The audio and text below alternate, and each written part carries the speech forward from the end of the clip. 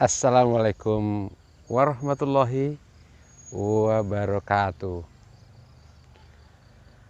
Jumpa lagi di channel Revolusi Indonesia. Masih dalam suasana bulan suci Ramadan. Bulan di mana kita beribadah dengan begitu tenang. Dan apalagi tahun ini benar-benar kita lebih tenang dengan adanya efek dari COVID-19.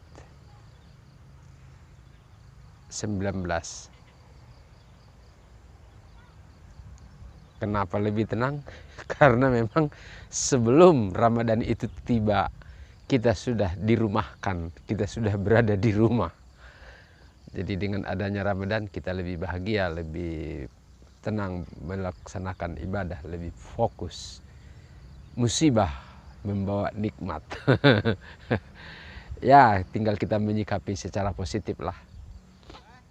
Walaupun begitu banyak pengaruh yang tidak baik dari COVID-19 ini, tetapi juga banyak pengaruh yang sangat-sangat luar biasa baik, terutama terhadap lingkungan. Di mana-mana penelitian-penelitian yang dilakukan oleh para ahli bahwa secara signifikan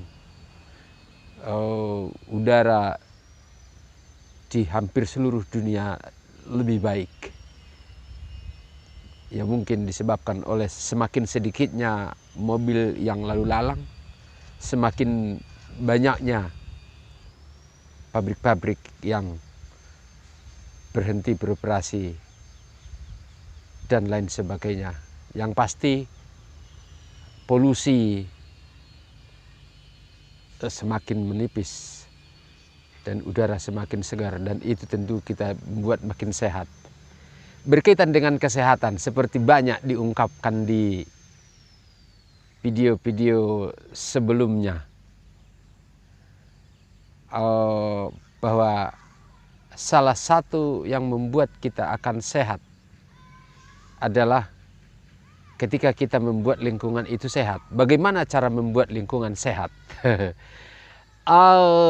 Di video-video sebelumnya itu ada di Revolusi Pendidikan, saya membandingkan bagaimana Pulau Bali itu begitu indah, begitu hijau, bebas dari kekeringan, berbeda dengan Lombok yang begitu kering, debunya begitu tebal, pohon di mana-mana, kekeringan. Padahal kalau kita lihat gelar dari kedua pulau, Pulau Seribu Pura dan Pulau Seribu Masjid,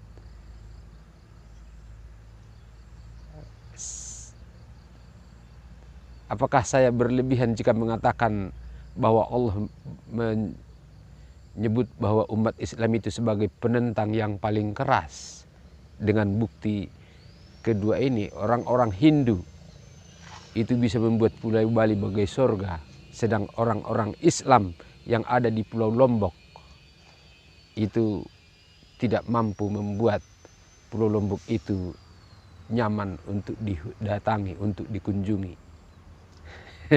Ada kaitannya atau tidak? Mari bertanya kepada diri sendiri, bagaimana perilaku kita menjaga kelestarian alam semesta. Nah, di Revolusi Pendidikan saya mengajak seluruh bangsa Indonesia untuk berhenti menggunakan pupuk kimia. Mari beralih ke organik. Seperti ketika saya menulis buku berjudul Kencing Mengubah Zaman. Apa yang ada di dalam buku? Karena waktu itu saya melihat ketika saya mempraktekkan membuat berapa banyak pupuk organik yang rabuk atau yang difermentasi dari kotoran sapi dan berbagai macam campuran, dan ujung-ujungnya saya terpikir bahwa itu tidak cukup untuk konsumsi anak-anak SD apabila semua menggunakannya untuk pelibek mereka. Dan bahan baku yang tak pernah berhenti, yang tak pernah habis, yang tak pernah selesai adalah air seni. Dan saya coba memfermentasi air seni. Ternyata luar biasa bagus. Itulah mengapa saya waktu itu tulis Kencing Mengubah Zaman. Karena dengan memfermentasi air seni, semua halaman rumah bisa hijau, bisa indah, bisa bagus. Dan itu adalah milik anak-anak SD. Dan ketika nanti para petani melihat dan mereka juga menampung air seni, baik itu dari sapi atau punya sendiri, berarti negeri kita bisa terbebas dari penggunaan kimia dan beralih ke organik. Dengan menggunakan organik tentu kelembaban udara, atau mungkin bisa dikatakan kita hidup di zaman modern tetapi mendapatkan lingkungan seperti di zaman purba. Hijau, bersih, bebas polusi.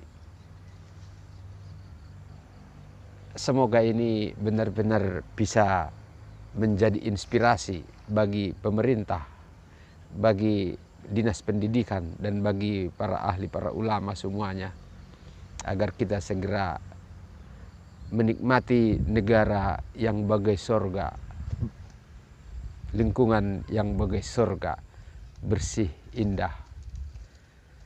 Dan tentu tujuannya juga sekaligus secara tak langsung mengundang wisatawan mancanegara untuk berwisata ke Indonesia, yang berakibat agar rupiah menguat 1:10 dolar. Insya Allah terwujud. Dengan gotong royong kita wujudkan Indonesia menjadi pusat ilmu dan peradaban. Terima kasih. Assalamualaikum warahmatullahi wabarakatuh.